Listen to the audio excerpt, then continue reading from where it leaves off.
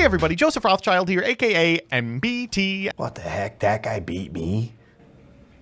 Why do I even care? And we are back with another Twitter thread. Today we are talking about Nietzsche Chinese effects. What extremely narrow or extremely hard to resolve cards do you love, no matter how garbage they are? And I'm going to begin with my favorite, Wizard Reporto. As a flip, this card destroys all opponents' face-up Swords of Revealing Light on the field. And if the Swords of Revealing Light is destroyed, you can perform your battle phase twice this turn, or your next turn, if it was activated during your opponent's turn. All right, what did you all come up with? Alex has a great one. Behold, Peak, Yugioh, Richie, and Great Dizard. Okay, so Great Dizard says, when this monster destroys the following number of monsters as a result of battle, the following effects are activated in order. 1. As long as this card remains face up on the field, negate the activation and effects of all spell and trap cards that target this card and destroy them. 2. Special summon a Yugioh Richie from your hand or deck by tributing this card during your main phase. Here's Yugioh Richie. Can only be special summoned from your hand or deck by tributing a Great Dizard that has fulfilled the condition. You can flip this card into face down defense position once per turn during your main phase, and while it's face up on the field, negate the activation of all spell and trap cards that target this card and destroy them. When this card is flipped face up, you can special a zombie type monster from the graveyard. Why? Why does he do that? Dyer's got one. Anti-Kaiju Thunder King. Such a fun concept for a card. I wish it was better, but whenever I can, I'm justifying putting it in my side deck because maybe there will be a Kaiju. I'm doing it. I just think it rocks. During the main phase, you can discard this card, banish a Kaiju you control that is owned by your opponent, then special summon one monster from your graveyard. I guess it like brings back the card they Kaiju'd. You can only control a Kaiju. This card is unaffected by other Kaiju effects. It can't be destroyed by battle with a Kaiju,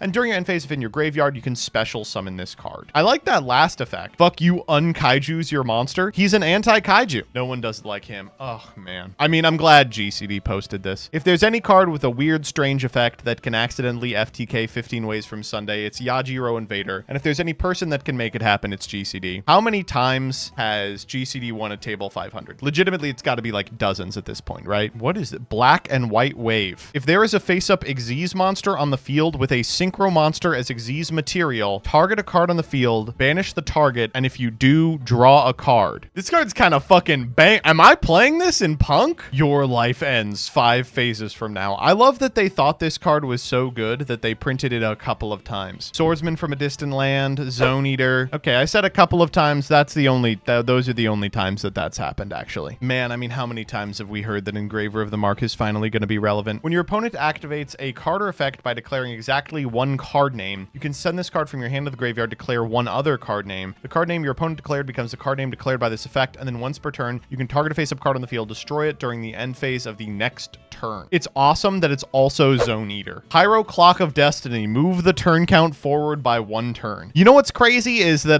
the things this card does are really funny. It can affect Deck Dev, Eradicator, Planet Pollutant. Wait, this card's crazy with Zone Eater. It's the 4th turn after. This is one of the first cards that really started scratching the ridges in my brain. Inferno Tempest, when you take 3,000 or more battle damage from 1 attack, you can activate this card, remove all monsters in each player's deck and graveyard from play. Man, unfortunately, it lost its partner in crime in Grinder Golem when Firewall Dragon came out. You know what? I bet I have a video where I do it. Hey, I didn't see you there. I was just taking 3 or 4 ibuprofen for the headache that these games gave me. Dude, whoever this YouTuber is, they're pretty fucking funny. I've never even seen these. Oh, Mazera DeVille. Cannot be normal summoned or set. Cannot be special summoned except by tributing Warrior of Zera while Pandemonium is on your side of the field. If Pandemonium is on your side of the field when you special summon this card, your opponent discards 3 random cards from their hand. Well, then how else would it be on the field? If Pandemonium is not on your side of the field, this effect is not applied. That's such a crazy line of text to put on a card. If it's not on the field, well, then don't do it. Who is this?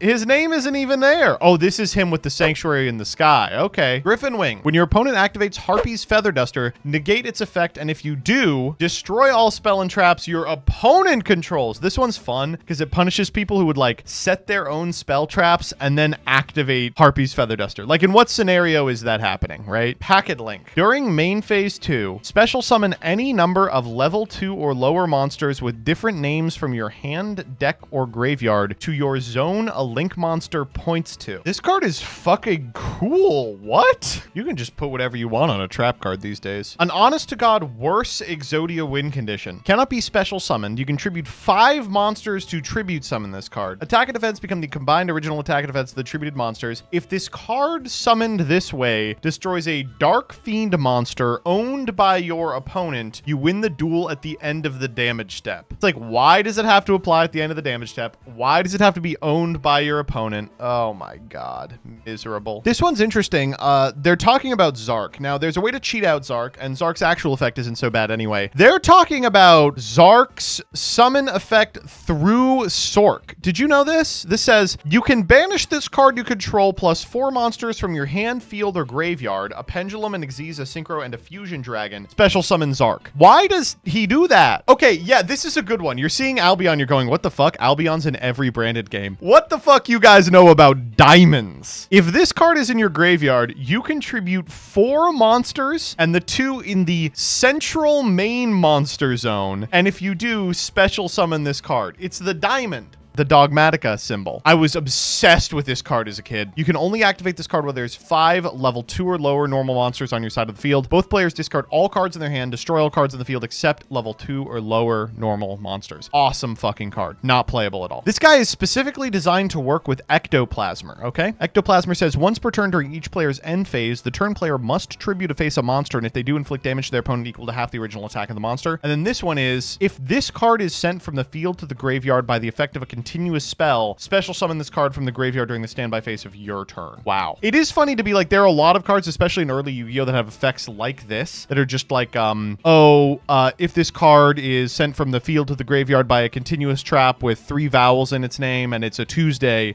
then you get to summon it from the graveyard. But this one's nice because they teach you what you're meant to do with it. I appreciate that for sure. My answer has got to be question. I just love the cards where this guy shows up, reversal quiz, final question, and Arc V anime. This one is just so funny. It restricts a player from being allowed public information, which I think no other card does. When activating this card, your opponent cannot check the cards in the graveyard. Your opponent calls the name of the first monster at the bottom of the graveyard. If they call it right, the monster is removed from play. If they call it wrong, the monster is special summoned to your side of the field. The reply here says, this card being in existence means your opponent is not allowed to change the order of the graveyard. You can call a judge if you see it take place. I'm going to be honest with you, that's not going to go your way. There's a classic Jerome moment, I think actually in the finals of YCS Edison. Jeff Jones rearranges his graveyard, and the opponent looks at the judge and goes, did you see that? He rearranged the graveyard. I mean, do you think that's worth a warning? And Jerome says something to the degree of, I think you're fishing for a win in the finals of an SJC. Why don't you play the game? I think that I know it's total hearsay, but I heard something like that happened. You are not immune to tainted wisdom. Now, if you'll excuse me, I'll be shuffling my deck.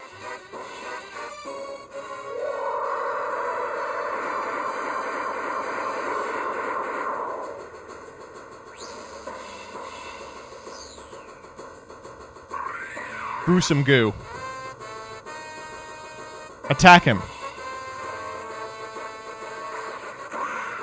Ugh, does not look good. What the hell? That looks terrible. Alright, let's see his Mercury attack. Bat!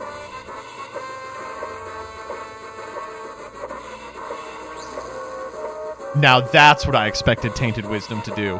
Some kind of stupid laser shit. Yeah, that's what I like to see.